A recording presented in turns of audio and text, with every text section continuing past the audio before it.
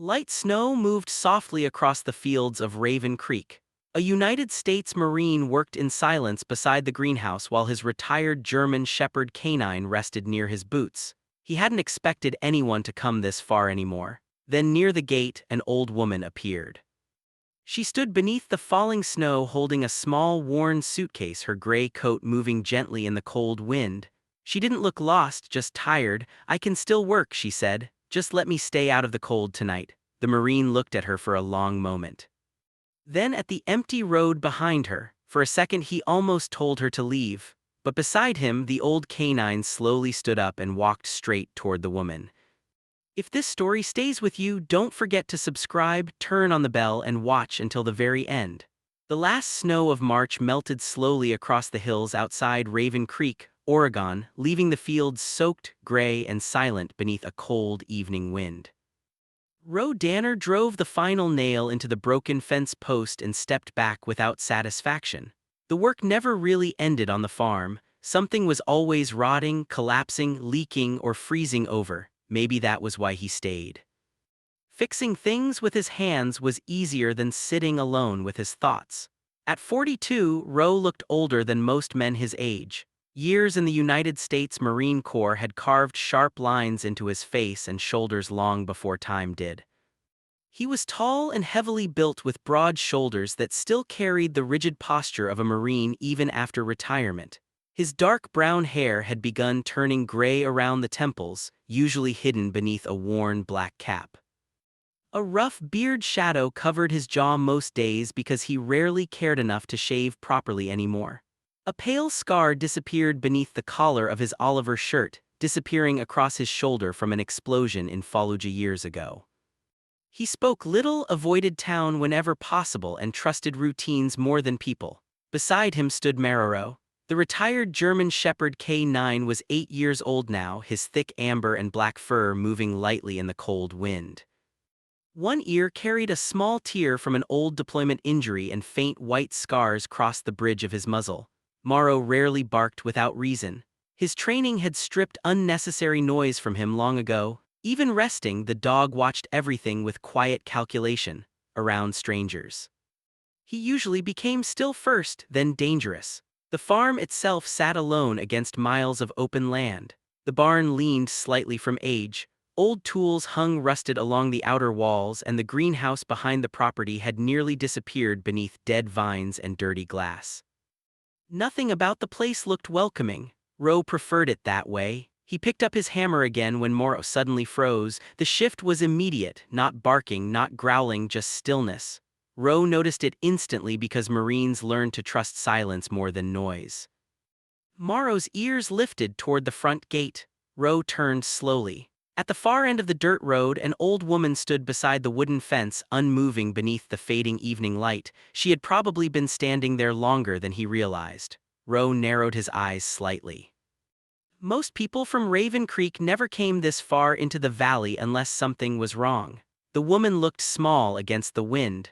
Her gray wool coat hung loosely over a thin frame. The fabric faded with age and years of use. One gloved hand rested over the handle of a weathered suitcase with cracked leather corners while the other held the fence rail lightly, more for balance than support. Strands of silver-white hair escaped from beneath a knitted brown cap, moving softly against her pale cheeks. She looked tired, not weak. There was a difference. When she finally stepped closer, Roe noticed the careful way she walked, measured and steady, like someone used to hiding pain from other people. Her face carried deep lines around the eyes and mouth, but her posture remained strangely dignified. The kind of dignity older people carried after surviving enough disappointments that embarrassment no longer mattered. Morrow moved first. The German Shepherd walked several feet ahead of Roe, body tense, ears forward, eyes locked on the stranger. The old woman stopped immediately. Smart. Most people either panicked or tried too hard to act fearless around military dogs. She did neither. Instead, she looked directly at Morrow and spoke softly. "Good boy." Her voice carried the roughness of age and cold weather, but there was calm inside it, real calm, not nervous pretending. Roe watched carefully. Morrow usually circled strangers before deciding what they were. This time he didn't. The dog stopped directly in front of her, staring upward without blinking. Seconds passed. The wind moved through the fields, then something happened Ro had never seen before around a stranger. Marrow slowly sat down beside the old woman, not guarded, not defensive, just beside her. Ro felt his grip tighten slightly around the hammer. "What do you want?" he finally asked. The woman looked toward him. Her blue-gray eyes were tired but sharp, the kind shaped by long years of watching people carefully before trusting them. "My name is Lenora Vale," she said quietly. "I'm not asking for money." Rose said nothing. Lenora glanced once toward the old barn beside the property. "I was wondering if there's a place inside your stable where I could stay tonight, just somewhere out of the wind." The answer should have been easy. No, that was always the safer answer. Ro had spent years building distance between himself and the rest of the world. Distance meant quiet, quiet meant control. People complicated things, people stayed too long, lied too easily, or eventually left anyway, but Marrow remained seated beside her. That bothered him more than it should have. Lenora adjusted her grip on the suitcase. "I can still work," she added after a moment. "I used to manage greenhouse gardens before my husband passed. If you need help fixing the soil behind the house, I can earn my stay." Ro almost refused again, then he noticed her hands. Even beneath the gloves, he could see the stiffness in her fingers from arthritis. Her coat sleeves were slightly damp near the wrists from melted snow. She had probably been outside for hours. Still, she hadn't begged once. Marrow looked back toward briefly, waiting the same way he used to wait during deployments before entering dangerous buildings. Ro exhaled slowly through his nose. "You can use the room behind the kitchen," he muttered. "For a couple nights, that's it." Lenora's shoulders loosened slightly, though her expression barely changed. "Thank you." Ro walked toward the gate without another word and forced it open against the frozen mud beneath it. As Lenora stepped inside the property, Morrow immediately rose and walked beside her suitcase instead of ahead of it. Ro not noticed that too. The three of them crossed the yard together beneath the fading Oregon sky, the farmhouse windows dark, except for the weak yellow light above the kitchen sink. For the first time in years, someone other than Ro would sleep inside that house.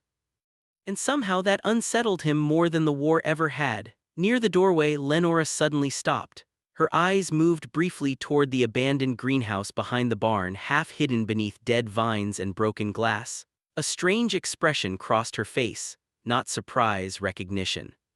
Then she quietly whispered something so softly Ro almost didn't hear it. "Still standing after all this time?" Ro frowned slightly. Before he could ask what she meant, Morrow let out a low sound deep in his throat and stared toward the darkness beyond the greenhouse like he sensed something neither human could see. Cold rain drifted across Raven Creek for 3 straight days, turning the dirt roads into dark rivers of mud beneath a sky the color of wet steel. By the 4th morning, Ro realized something about the farmhouse had changed. It wasn't louder. Lenora Vale moved too quietly for that, but the silence inside the house no longer felt abandoned. Small things had shifted without him noticing exactly when a clean towel hung beside the sink instead of across the chair. The old radio near the kitchen window worked again, filling the mornings with soft jazz from some station barely reaching the valley through static. Even the air smelled different now. Less dust, more coffee and cedarwood smoke. Ro didn't know how to feel about any of it. He stood on the back porch with a mug in one hand, watching Lenora move slowly through the greenhouse behind the barn. At 75, she worked carefully, never wasting movement. Her thin frame disappeared beneath a thick wool cardigan patched at both elbows, and her silver hair remained loosely pinned behind her head, despite the wind constantly pulling strands free. Arthritis stiffened her hands enough that she sometimes paused before gripping tools, but there was still precision in everything she touched. She wasn't rebuilding the greenhouse, she was waking it up. That was different. Most of the heavy repairs still belonged to Ro. He replaced broken wood panels, hauled rusted irrigation pipes from storage, and installed new support beams beneath sections of the sagging roof. Lenora simply directed him from inside among the rows of cracked planting beds and dead vines. Sometimes she carried old seed trays beneath one arm while explaining how the soil needed warmth before new roots would survive another Oregon frost. "You're planting too deep," she called gently. One morning, Ro glanced up from the dirt with mild irritation. It's a seed, not a burial. Lenora smiled faintly without looking at him. Exactly. Mororo lay beside the greenhouse entrance watching both of them. The retired German shepherd had developed a strange routine over the past week. Whenever Lenora worked inside the greenhouse, he positioned himself near the doorway like a silent guard. The old military instincts never really left him. Sometimes sudden noises still affected him badly. Twice already, nearby thunder had made his body tense hard enough that Ro noticed the trembling beneath his fur. During storms, Moro usually isolated himself beneath the kitchen table until the shaking stopped. But around Lenora, something changed. The old woman never treated him like a weapon. She spoke to him the way people spoke to wounded soldiers after war, softly, without pity. That afternoon, while Ro repaired a shattered window panel above the greenhouse frame, Morrow suddenly rose and moved toward the old barn storage shed. Lenore noticed immediately. "He hears something?" she asked quietly. "Probably a rabbit," but Ro climbed down anyway. Morrow stood waiting beside the half-open shed door, staring into the darkness inside. The smell of cold dust and machine oil drifted outward. Ro stepped carefully through the clutter until he reached the back wall where old military storage trunks sat untouched beneath heavy tarps.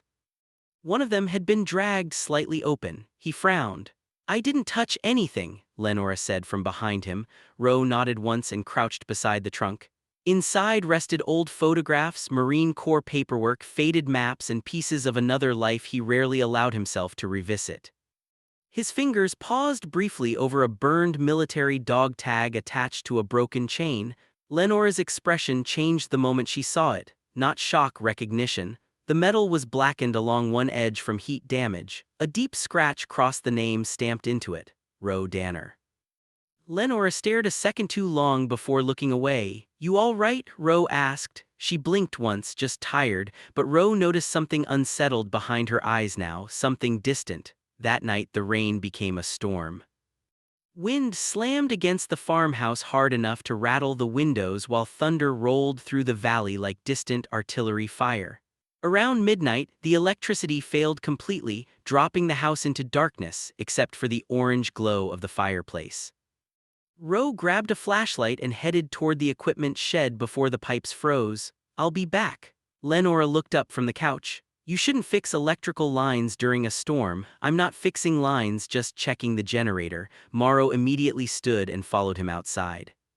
The rain hit like ice against Ro's face the moment he stepped into the yard. Wind bent the trees violently across the property while mud sucked against his boots with every step. He reached the generator shed and pulled the rusted metal door open just as another thunder crack split across the mountains. Morrow flinched hard. Ro saw it immediately. The dog's breathing changed, sharp and uneven now, old combat instincts dragging him somewhere far from Oregon. "It's all right," Ro muttered automatically. Then the generator slipped. The heavy metal panel slammed downward onto Ro's hand. Pain shot through his fingers instantly. Damn it! Blood spread quickly across his knuckles. By the time he returned to the farmhouse, soaked and irritated, Lenora was already waiting beside the kitchen table with a lantern lit and medical supplies spread neatly beside it. "You keep iodine in your kitchen?" Ro asked. "You keep bandages in the wrong cabinet," she replied calmly.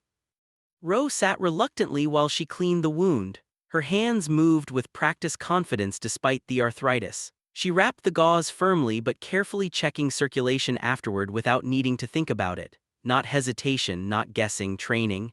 Rose studied her quietly now. That's not greenhouse work. Lenora's movements slowed slightly. For a few seconds only rain filled the silence. Then she tied the bandage closed and leaned back in the chair. "After Iraq," she said softly, "I volunteered at a rehabilitation center near San Diego, mostly Marines." Her tired eyes lowered toward Rose's injured hand. "Young men learning how to walk again, some learning how to sleep again." Rose stayed still. The fire cracked softly nearby while thunder faded farther into the mountains. Lenora continued speaking, though quieter now. "Most people think war ends when soldiers come home." A faint sadness crossed her face. "That isn't true." Something in Rose's chest tightened unexpectedly because she sounded like someone who had seen it herself. "Not from television." not from stories from hallways filled with broken young men staring at ceilings at 3:00 in the morning because they were afraid to close their eyes. Morrow slowly crossed the room then and lowered himself beside Lenora's chair. Not beside Ro, beside her. The old woman rested one hand carefully against the German shepherd's neck while rain battered the windows around them. For the first time in years, the farmhouse no longer felt like a place waiting to die quietly in the dark. But as Ro watched Lenora beside the firelight, another thought slowly settled into his mind. Somewhere deep down, she already knew far more about him than she should. And he was beginning to suspect the greenhouse wasn't the only reason she stopped at his gate. Cold rain drifted across Raven Creek before sunrise, covering the valley and fog thick enough to swallow the distant mountains whole. Water slid down the old greenhouse glass in crooked lines while wind pushed softly against the farmhouse walls, carrying the smell of wet soil and cedar through the property. Inside the kitchen, the old radio beside the window played low jazz through static, while Lenora Vale carefully sorted packets of winter lettuce seeds beneath the warm yellow light above the sink. The farmhouse no longer felt abandoned now. There were signs of life everywhere. Fresh towels drying beside the stove, a kettle warming near the fire, muddy boots beside the back door that belonged to more than one person. Ro Danner noticed the black Cadillac the moment it appeared at the end of the road. The retired Marine stood near the porch, repairing a rusted lantern handle when Morrow abruptly lifted his head toward the gate. The German shepherd had been asleep seconds earlier, stretched across the wooden floorboards with one scarred ear twitching softly beside the sound of rain. Now every muscle in the dog's body tightened beneath his thick amber and black fur. A low growl rolled deep through his chest, quiet enough that most people would miss it completely. Ro didn't. Years in the Marines had taught him one thing about military dogs. They usually sensed danger before people admitted it existed. The Cadillac stopped near the front fence. Inside the kitchen, Lenora froze before the engine even shut off. Ro looked toward her through the screen door and immediately saw the change in her face. The old woman's pale hands tightened around the seed packets hard enough to bend them. Her shoulders seemed smaller somehow, like age suddenly returned all at once after disappearing for weeks inside the quiet rhythm of the farm. "That him?" Ro asked. Lenora nodded once. "Silas." The man who stepped from the Cadillac looked like someone who belonged in city offices and expensive restaurants, not standing in mud beside an Oregon farm. Silas Gray was tall and sharply built, probably in his mid-40s, with narrow shoulders hidden beneath a dark charcoal overcoat tailored perfectly against his lean frame. His dark hair was slicked neatly backward despite the rain, streaked lightly with silver near the temples, and a trimmed layer of stubble sharpened the hard lines of his jaw. Everything about him looked controlled. Even his movements felt measured, practiced over years spent learning how to appear calm and respectable in every situation. But his eyes unsettled Ro immediately. They were cold, not angry, not emotional, just empty in the way certain ambitious men became after spending too long treating people like transactions. Silas opened a black umbrella before walking toward the porch. "Mother," he called softly, "I've been looking for you." Lenora said nothing. Marrero moved instantly. The German shepherd stepped directly between Lenora and the porch stairs, body rigid, head lowered slightly, lips twitching once over his teeth. He didn't bark, that made the moment worse. Dogs like Marrero barked when uncertain. Silence meant certainty. Silas stopped walking. For the first time since arriving, his expression shifted slightly, nervous only for a second. Then the polished smile returned. "You must be Mr. Danner," he said, glancing toward Ro. "Thank you for helping her. I know she can be difficult sometimes." Ro leaned one shoulder against the porch post without answering immediately. Rain tapped softly against the metal roof above them while cold wind pushed through the fields behind the barn. "She asked for a place out of the cold," Ro finally said. Silas nodded slowly like a man trying to remain patient with a complicated situation. "Lenora hasn't been herself since my stepfather passed away. After the funeral, her memory started getting worse, confusion wandering," he sighed quietly. "A month ago, she disappeared from a care facility in Medford. I walked out," Lenora answered sharply from behind Morrow. Silas ignored her. "The doctors were worried about her mental state." Lenora laughed softly then, but there was no humor in it. Funny how I only became mentally unstable after you discovered lithium beneath our family land. The silence afterward felt heavier than the rain. Silas slowly removed a leather folder from inside his coat. I have temporary guardianship authorization through Maricopa County. His voice remained calm, professional, almost gentle. Legally, I'm responsible for her well-being. Roe still didn't take the papers. Instead, he watched Morrow. The dog had not stopped staring at Silas once since he arrived. That bothered him a lot. Lenora stepped forward carefully, one hand resting against the porch railing. At 75, she still carried herself with quiet dignity despite the stiffness in her joints and the exhaustion carved into the lines around her eyes. "Tell him the truth," she said quietly. "Tell him why you really came." Silas's jaw tightened almost invisibly. "He's trying to sell my grandfather's land in Arizona," Lenora continued. "When I refused, he convinced a court I wasn't mentally fit to manage my own finances anymore." Her tired blue-gray eyes shifted briefly toward Roe. "3 months later, I was locked inside a care facility while he started moving money through the family trust." "That's not what happened," Silas replied immediately, though some of the calmness had disappeared from his voice. "Now out at 75 years old, I was gardening," Lenora answered, "not dying." Morrow suddenly growled louder. Another vehicle approached through the mud. A sheriff truck. Deputy Aaron Pike climbed out, adjusting his rain jacket against the cold wind. He was a broad, heavy-set man near 50 with tired eyes and thinning blonde hair hidden beneath a weathered sheriff hat. Unlike Silas, Pike immediately looked uncomfortable, like someone already regretting the call he was responding to. "We received a welfare concern regarding Ms. Vale," Pike explained carefully. "From him?" Lenora asked. The deputy avoided the question. Silas stepped forward slightly. "My mother isn't mentally stable enough to make good decisions right now." Morrow barked once, sharp, violent. Silas instantly stopped moving. Deputy Pike looked down at the dog nervously. "Ma'am, are you staying here willingly?" "Yes." "Do you feel threatened?" "No." "Is Mr. Danner forcing you to remain here?" Lenora looked directly at Silas. "The only person trying to force anything is my son." Rainwater dripped steadily from the porch roof while silence settled over everyone again. Then Lenora quietly added the sentence that changed the entire atmosphere. "He hid the lithium reports from the family trust." This time even Deputy Pike looked surprised.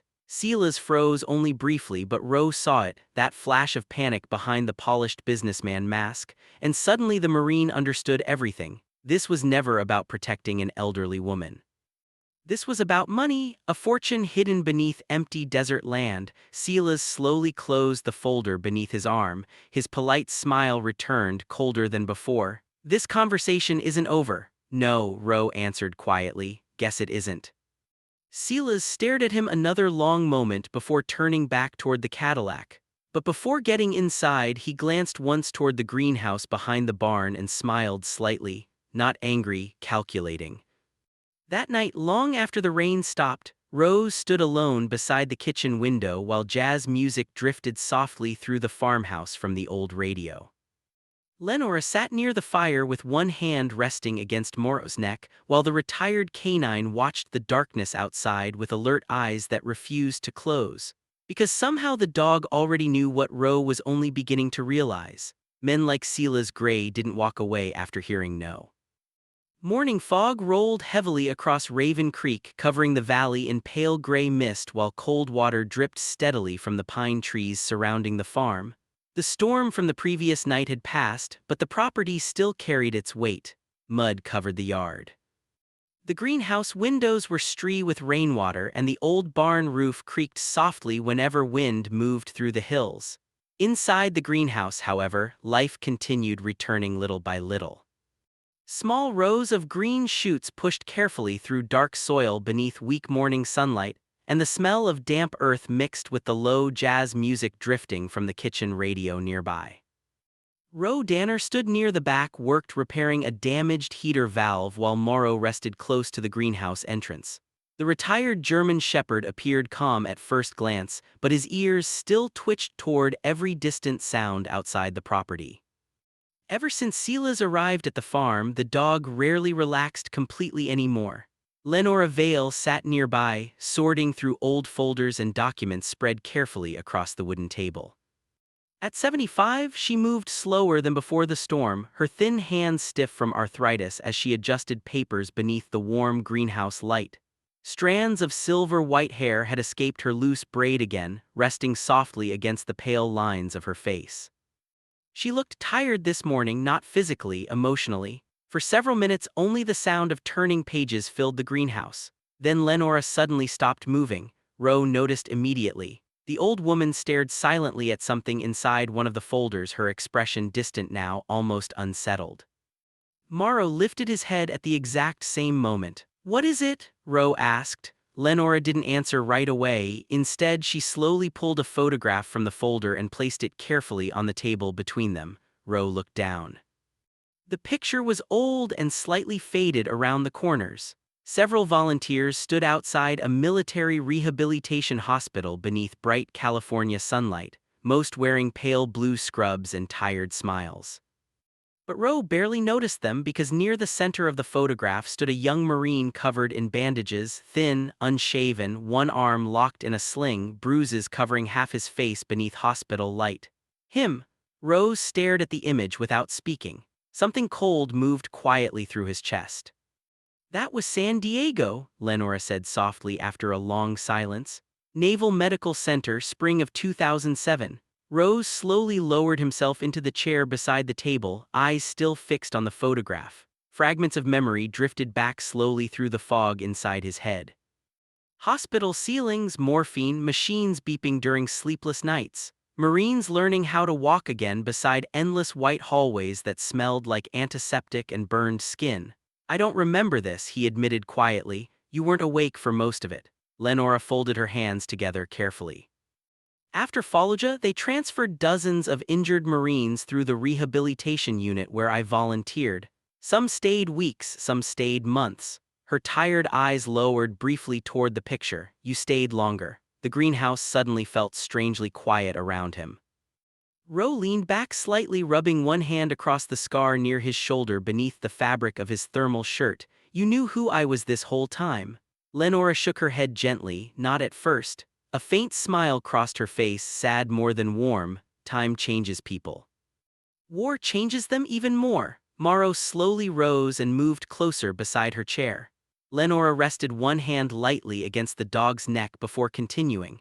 "The night you injured your hand fixing the generator, I saw the burn scar on your shoulder while wrapping the bandage.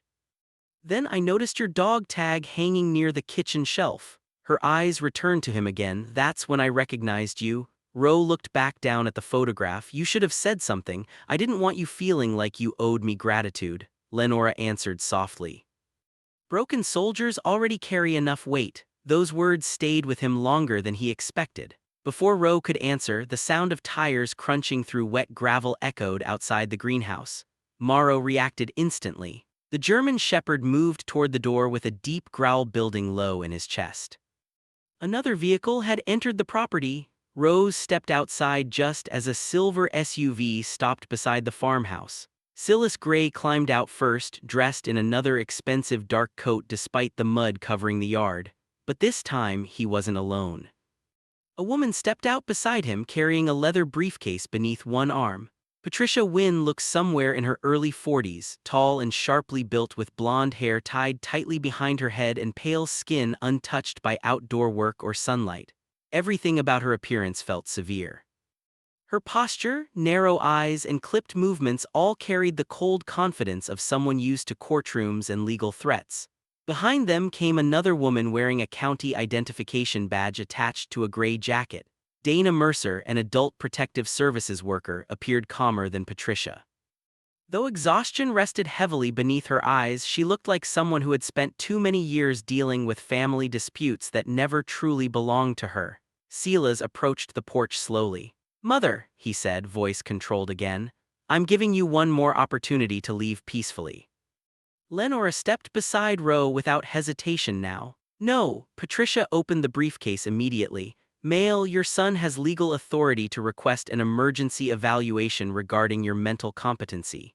Ro crossed his arms, and what exactly made him decide she's incompetent? Lenora answered before anyone else could because I refused to sell my land. Silas's jaw tightened. Dana Mercer looked carefully between them. Unlike the others, she actually observed the details around the property. The organized greenhouse, the repaired farmhouse, the old woman standing steadily on her own feet. Ms. Vale, Dana asked gently. Are you staying here voluntarily? Yes. Has anyone threatened or manipulated you into remaining here? Lenora almost smiled. That man barely talks enough to manipulate anybody. Even Dana's expression softened slightly. Silas stepped forward suddenly. She's confused. She hides documents, forgets medication, and refuses medical supervision. I kept copies of your transactions, Lenora replied quietly. The hidden lithium reports too. Silas froze. Patricia looked toward him sharply. The silence that followed felt dangerous. Then Silas grabbed Lenora's arm. Enough, Morrow exploded forward instantly. The German shepherd lunged between them with a violent bark that shook the porch itself. His teeth flashed inches from Silas's face while deep growls rolled through the cold air. Silas stumbled backward immediately, slipping against the wet porch steps as Dana instinctively stepped away in shock. Marrow planted himself directly in front of Lenora without moving another inch. And for the first time since arriving at the farm, Silas looked genuinely afraid. Spring returned slowly to Raven Creek after the investigation began against Silas Gray and the mining company connected to him. Snow disappeared from the hills first, then the frozen mud softened beneath steady rain, and finally small patches of green started spreading across the valley again. The old farm looked different now, not newer, alive. The greenhouse behind the barn no longer stood dark and abandoned beneath broken vines. Warm yellow light glowed through the repaired windows each evening, shining softly across the wet fields like a lantern left burning for people still trying to find their way home. The investigation moved faster than anyone expected. Once Adult Protective Services started reviewing Lenora Vale's financial records, other things surfaced quickly. Hidden transfers, forged signatures, shell companies tied to mineral contracts in Arizona. Silas disappeared from Raven Creek less than 2 weeks after the county froze several of his business accounts. Nobody in town seemed surprised. Men like him rarely stayed once lawyers and investigators started asking real questions. Lenora received full control of her property back by early April. When the official documents arrived in the mail, she barely reacted at all. The old woman simply folded the papers carefully and placed them inside the kitchen drawer beside the radio. Rowe noticed that years earlier he would have expected celebration, relief, maybe anger after everything Silas had done. But Lenora carried hardship differently. At 75, she understood something younger people often didn't. Peace mattered more than revenge. The farm changed steadily after that, not all at once, little by little. The greenhouse became the center of everything first. Rows of herbs and cold weather vegetables slowly filled the planting beds again beneath the repaired glass ceiling. Lavender hung drying beside the windows. Tomato vines climbed carefully rebuilt wooden frames. The smell of damp soil and growing plants drifted through the property from morning until night. Lenora spent hours there every day despite the pain in her hands. Teaching Rowe how to trim dead roots properly or rotate seedlings so they reach sunlight evenly. You can't force living things to heal faster, she told him one afternoon while carefully replanting rosemary into a larger pot. You just give them the conditions to survive. Rowe quietly realized she wasn't only talking about plants. More veterans started arriving by summer. Not many at first, just 1 or 2 men from nearby counties who heard rumors about the old Marine living outside Raven Creek with a retired military dog and a greenhouse full of quiet conversations. Most came carrying the same look Rowe once had when Lenora first arrived at the gate, exhaustion hidden beneath silence. One of the first was Daniel Mercer, a former Army medic in his early 30s with dark skin weathered by too much sun and deep circles beneath constantly restless eyes. Daniel spoke politely but rarely looked directly at people for long. Years earlier, an IED explosion outside Kandahar killed 2 soldiers he had tried unsuccessfully to save. And since then, he struggled sleeping indoors without panic attacks. The first night he stayed at the farm, Morrow slept outside Daniel's room without being asked. Others followed later. A retired Navy corpsman named Elliot Vance arrived in late August driving an old pickup filled with veterinary supplies and 2 injured rescue dogs from Portland shelters. Elliot was nearly 60, broad-shouldered with a gray beard and rough hands permanently stained by years of animal medicine. He laughed easily but carried sadness behind his eyes whenever military funerals were mentioned. Within days, he converted part of the barn into a small treatment room for retired working dogs that nobody else wanted anymore. The farm slowly became something none of them originally planned. Not a business, not charity, something quieter, a place where damaged people stopped pretending they were fine. Roe repaired the empty horse stalls into sleeping quarters, while Lenora organized the greenhouse into small therapy spaces where veterans worked with soil, plants, and abandoned animals instead of sitting inside sterile offices answering questions from strangers with clipboards. Some men stayed days, others stayed months. A few simply disappeared again after resting long enough to remember how breathing felt without fear sitting permanently inside their chest. And through all of it, Morrow remained at the center somehow. The old German shepherd slowed with age by autumn. Gray spread heavily around his muzzle, and cold mornings made stiffness settle visibly into his back legs. But every afternoon he still climbed onto the porch beside Leonard's rocking chair and rested there while she listened to jazz from the old radio. Sometimes she read quietly beside him. Other times they simply watched the valley together beneath fading sunlight without speaking at all. Roe often watched them through the kitchen window. The strange thing was how normal it all felt now. Months earlier, the farmhouse had been silent enough that he could hear pipes creaking inside walls during the night. Now there was always something. Voices from the greenhouse, boots near the doorway, dogs sleeping beside the fireplace, coffee brewing before sunrise. Life. One evening near the beginning of winter, snow started falling again across Raven Creek. Roe stood outside alone beneath the porch roof while cold wind moved through the valley. The greenhouse glowed softly behind the barn, warm light shining through fogged windows while silhouettes moved inside among the plants. Somewhere in the distance, someone laughed quietly near the fire pit beside the fence line. Behind him, the farmhouse windows glowed gold against the dark. Lenora sat inside beside the radio with Morrow resting at her feet, one hand absent-mindedly brushing the old dog's fur while jazz music drifted softly through the room. For a long moment, Roe simply stood there watching the light spill across the snow-covered yard. Years ago, after leaving the Marines, he believed isolation was the safest way to survive. If nobody entered your life, nobody could leave it behind in ruins. It had sounded logical at the time, simple, controlled. But standing there now, listening to distant voices inside the home that once held nothing except silence, he finally understood something else. Some people didn't enter your life because they needed saving. Sometimes they arrived to remind you that you were still allowed to come home, too. Snow continued falling softly across the valley while warm yellow light stretched outward from the farmhouse windows into the dark Oregon night. And all of it had started because one old wooden gate stayed open during a cold evening in March. Sometimes God doesn't change a life with miracles that shake the earth. Sometimes he works quietly through small moments. A gate left open on a cold night, a stranger given a second chance, or a lonely heart finally allowing someone inside again. We often think strength means carrying every burden alone, but maybe real healing begins when we choose kindness before fear and compassion before distance. Every day there are people around us silently fighting battles we cannot see. A kind word, a little patience, or simply refusing to turn someone away may become the very thing that helps them keep going.